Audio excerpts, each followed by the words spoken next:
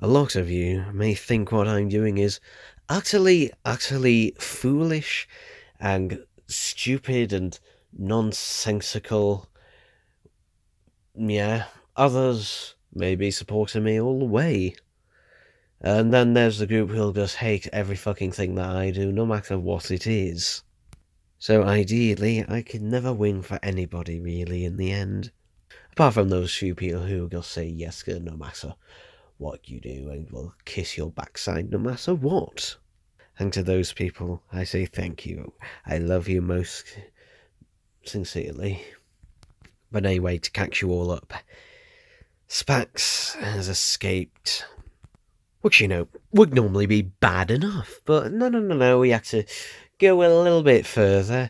I mean, he did murder a few people along the way, but he also stole some Scarvre DNA, as well as kidnapping a scientist from USP. So that's all well and good, isn't it? His current whereabouts is, surprisingly, currently unknown. But I'm gonna go and try and track him down. So, yeah. Though I do have a plan. That's always good. It's always good to have a plan. You see, although I know he stole some equipment from the labs and that, it wouldn't be enough to use it for the purposes that I think he may be using it for. Plus, he's up to something, which I'm not quite sure exactly what it is, though obviously I'm going to find out. But I do have an idea on, well, not exactly where he is, though at least where to start looking for him.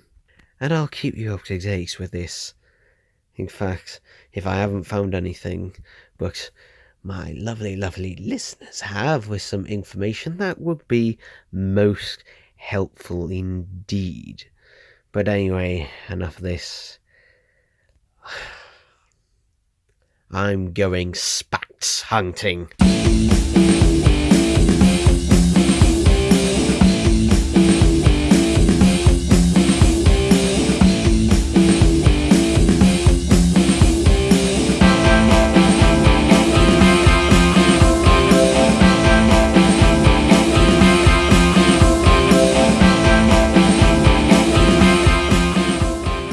Well, ladies and gentlemen, after that segment, which was pre-recorded, actually previous takes, I did actually find a bit of information, and thus surely I am going to tell you how I came about it.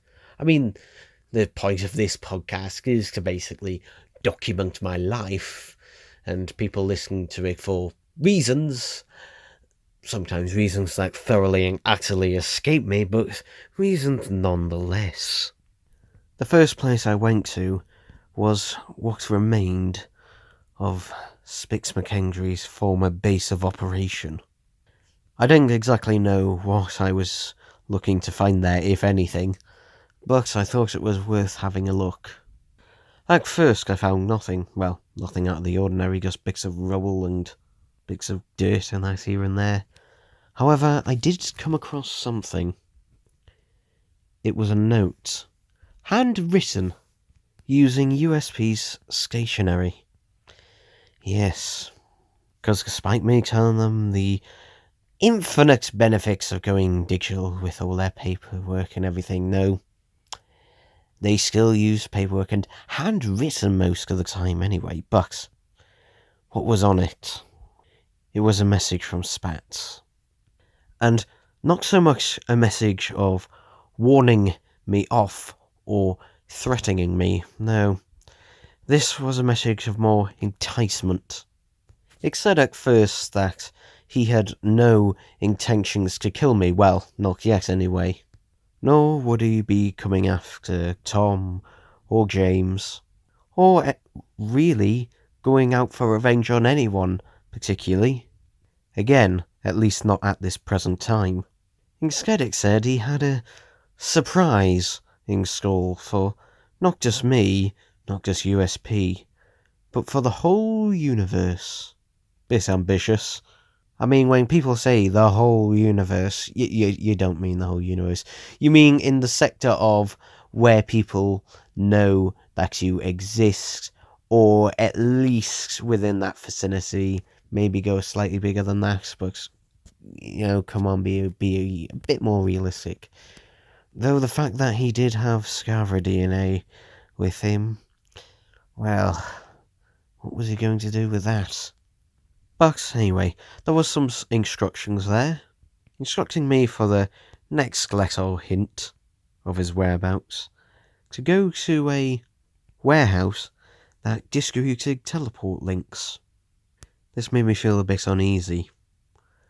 Was he taking me on a treasure hunt so that only I could find his whereabouts?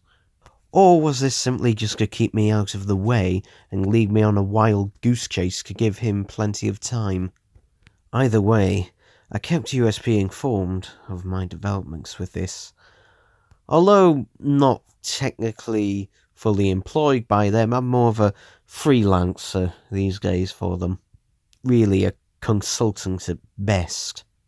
With tensions so high between USP and what remains of the Earth and even other populations between USP, them and me, it was best to stay low with things like that. I quickly found this warehouse, and immediately I knew that Spax had been there, as against the door lay a guard. The door had been blasted open. I checked the guard's pulse, but he was dead. It's sad to say, but there was no part of me that thought he would be alive. I'll give Spax one thing: he's thorough. Even of the days of USPs and confidence and bending of the rules, he did things thoroughly. Not always legally, but thoroughly. Particularly if there was a cover-up for something. At least that's what I was told, and now I have no reason to disbelieve it. This warehouse was located on a small dwarf planet that apparently housed several warehouses for various different things, including rocket propulsion units, replacement magnetized doors, among others. After confirming that the guard was well and truly dead, I made my way into what looked like the reception area. The power to this building seemed to have been knocked out, as only the emergency lighting was operating, though even that seemed to be failing. I imagine Spax had probably done this. After all, it's a lot harder to see your enemy in the dark. But this was also probably done to knock out any communications, so that it would at least be a bit of time before anyone realised that anything was wrong. The same trick he had pulled at USP. I decided to walk down one of the empty corridors that was marked with a sign that roughly, I think, translated to maybe warehouse section. I don't know, I couldn't really read it properly. Down this corridor was absolute blackness. I could only see sparks from wires, just bare wires that were sticking out along the corridor. The lights had just been ripped out or shot out. I had come prepared for this, however. First of all, I was wearing body armour, which I'd borrowed from USP, let's just put it that way. And I'd also borrowed a torch from them, and yeah, that's all the things I'm going to mention that I've borrowed from them, because they were, used to help an investigation. Well, those ones were anyway. As I walked along the corridor, there was this very industrial smell. It smelled of oil and leakage. It smelled like a cross between a sewer and a boiler where that started leaking. Walking by, I found 2 personnel who worked at the warehouse. Dead. However, unlike the guard who was guarding the door, these personnel... one of them had had their skull smashed in. The other looked like he'd probably been electrocuted, as he had a live wire still wrapped round his neck. This just made me absolutely even more disgusted at Spax. I mean, he had a weapon, and apparently the charge on that thing would last at least 500 shots before needing a recharge. But no, he decided to kill them this way. for no other reason that I could see than just pure enjoyment. The corridor finally ended into a catwalk. Yes, I do get the irony, before anyone asks. Below was a huge, massive warehouse. It kind of looked like when you get to the end of IKEA and you go through the storage section with the flat packs. Well, this is what this was. There were huge conveyor belts everywhere for transporting packages. And to be honest, if I hadn't have already known that this was a warehouse for sending out teleport links, then basically I wouldn't have known. Everything was in cardboard boxes, and everything looked pretty much identical to one another. I was walking along this catwalk. I noticed on one of the safety bars on my left-hand side a hook just randomly there, the kind you would see in climbing gear. Then, as I looked down over the balcony, I spotted another corpse. This did tell me something, though. This wasn't Spax's first stop-off. I mean, it was obvious that he'd been here, but, well, to get those climbing equipment, he would have had to stop off somewhere else.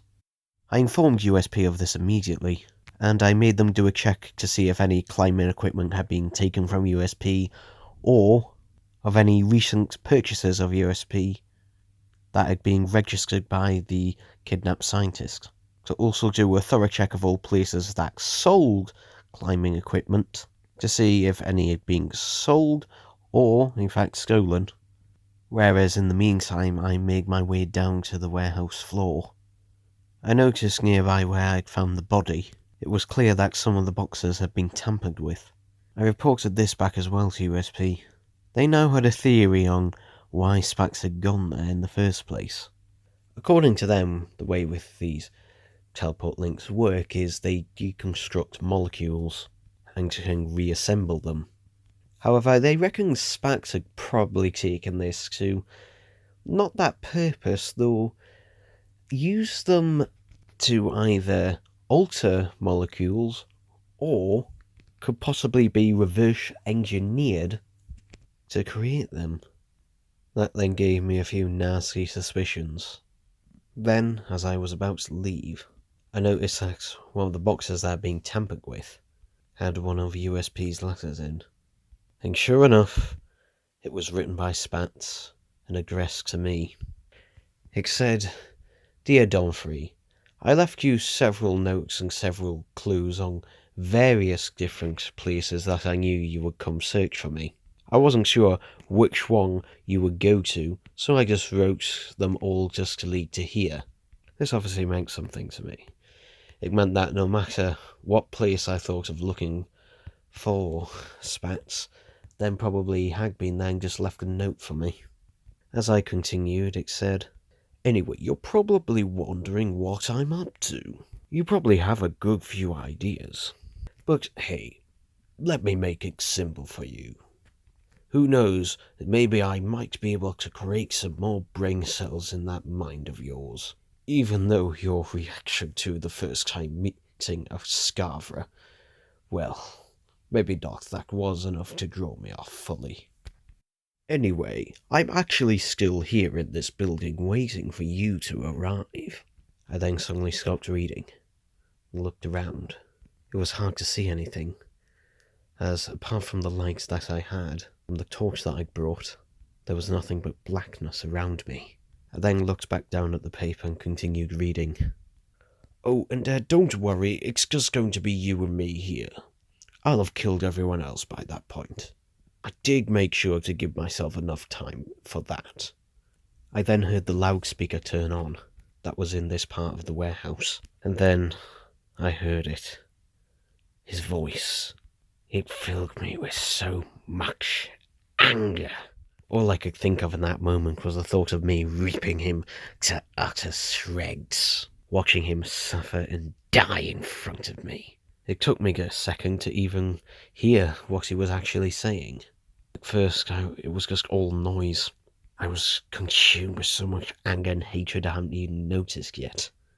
He said to me, Well, have you figured it out? I begrudgingly replied with, it's something to do with the Scarvre. You're going to be creating something with Scarvre DNA. I then just heard laughter over the speaker. Once the laughter stopped, he finally spoke again. Nearly right, nearly. You see, the Scarvre are some of the most powerful and vicious killers that this part of the universe has ever seen. They'd make the perfect hunting dog. I then interrupted his so glorious speech. So what? You plan to have your own private flock of Scarvre to fight for you? He then interrupted me with, oh no. Not just a flock. An army. An endless army of Scarvre. And thanks to you, the universe being in its chaos thanks to the destruction of half the earth. An army that will easily take control. I then kicked one of the boxes and then screamed up at this speaker. Ah! Why do it? Why leave me alive? Why leave me here? Why tell me? I then heard a pause and then a reluctance in Spax's voice. Believe me, I will look forward to that day. But there are two things that are stopping me from doing that. One, I kind of want you to really suffer a lot. But you know, if you are dead, I could live without that, probably. But the second, and more important reason, my scientist friend is unfortunately going to have to study you in order to get the absolute correct DNA flow and structure, like something along those lines, for me to become the alpha Scarvre, as it were. I then mocked him. So you need me, otherwise your Scarvres that you create might as well just kill everything that they see, including you. You could barely control me, Billy and Tom, and you're going to be the alpha Scarvre. There was then a long pause, when I finally got a reply from Smats. Thank you, Donfrey. Thank you for acting exactly as I predicted. At this point I had a confused look on my face. He then continued, however, for all the threats and intelligence you claim to have, it's very easy to keep you talking while I fill this room with gas. Night, Donfrey. Night. I then quickly reached for my comm as I desperately made my way towards the staircase that led back up to the catwalk. In the dark I wasn't able to see the gas. However, I was starting to feel its effects. I was trying to talk to USB and tell them everything that was happening, whilst also trying to pull myself up the stairs. However, neither was particularly successful, and unfortunately before I made it to the top, I fell unconscious. Sparks has presumably either taken my comm or simply destroyed it. I have no idea.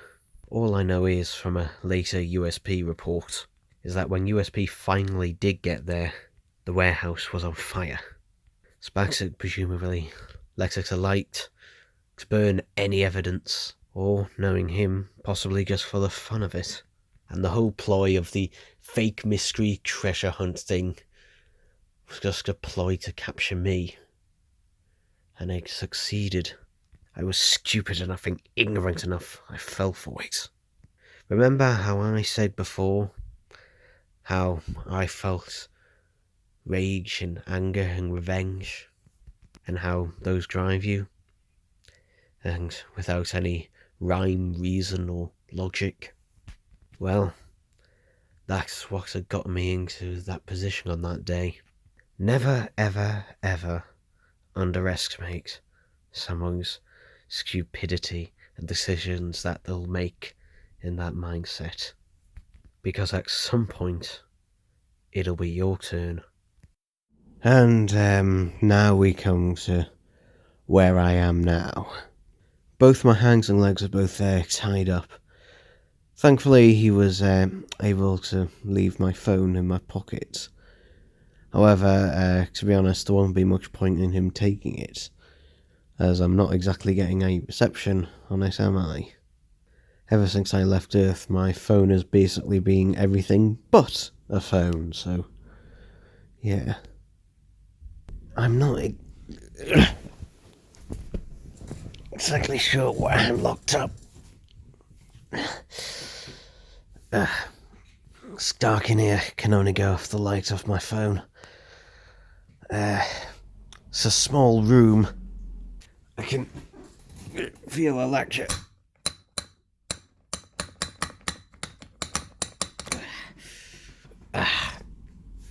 Whatever that is. Axe locked. I gotta get myself free. I woke up about 40 minutes ago, nearly an hour, probably. I don't know, I'm just guessing.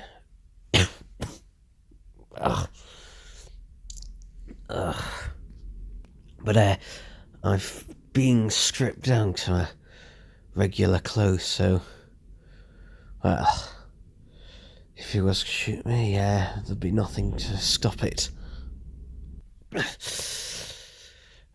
think I don't know, I think this is just, oh wait, I know what this is. He's tied me up with climbing rope. Luckily, he's tied my hands together in front of me rather than behind, so at least I can move my hands around a bit.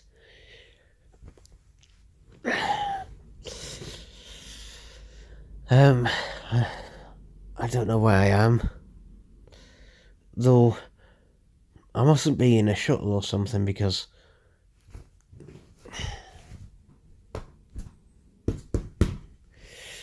ground feels too firm. It doesn't seem to be vibrating, so I'm not moving. For all I know, I can still be in this warehouse I was in. Though probably not.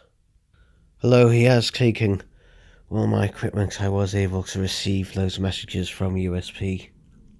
Although I can't use my phone to send any messages, I was able to use this app that USP created for me to at least receive them. So although I can't contact them, at least I can have updates on things, so at least I know that they searched the warehouse. And hopefully I'm now realising that I am in the ship right now and needs help. Is that a blanket? Tarp or something under it. Grab the phone. Okay.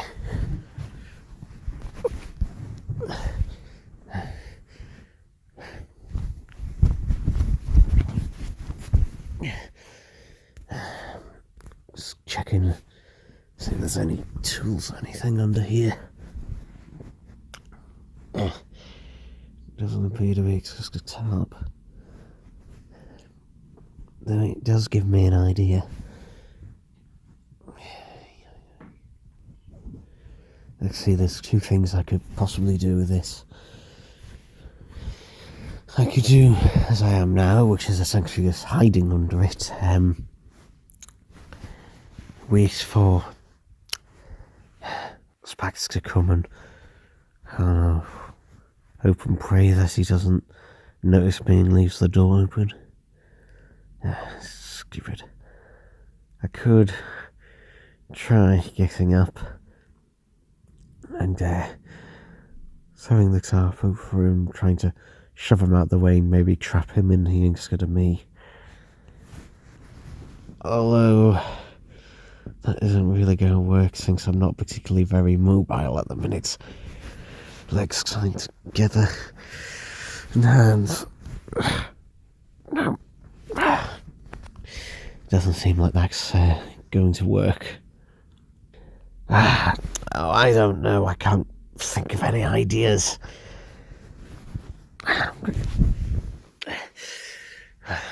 There's nothing. I can't think of anything. All I can do is sit and wait. That's a bit undignified, but I could. Why not?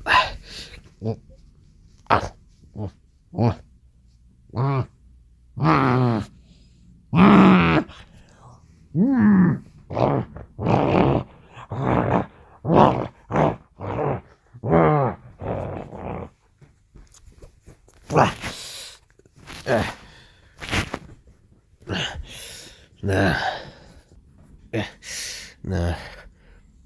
Gnawing at the rope with my teeth does nothing.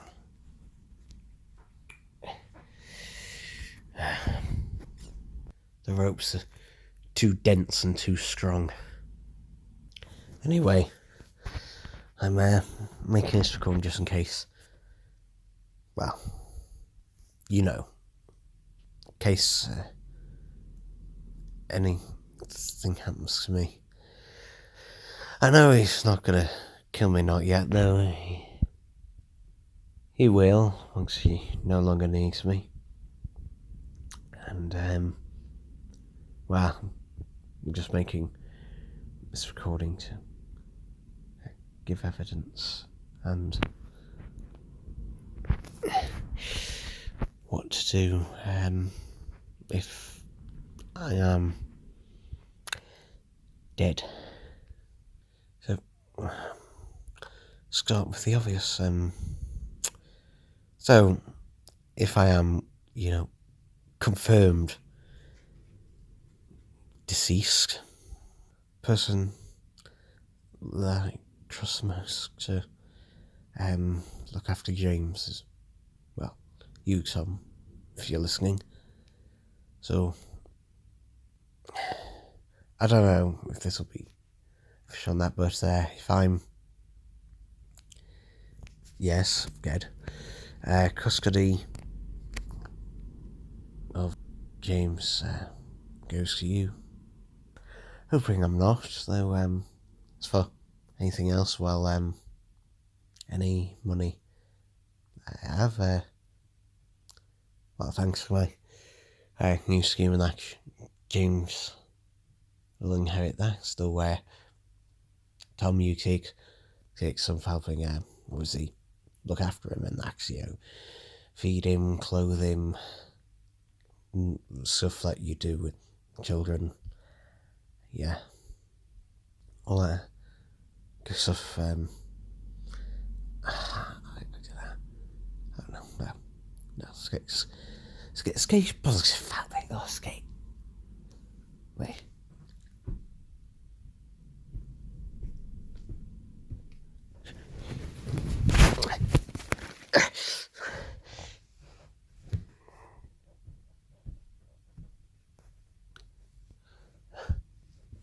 I think there's someone coming. Gosh. Yeah. Put the phone. Gotta get the phone away. Hide the phone. Someone's coming.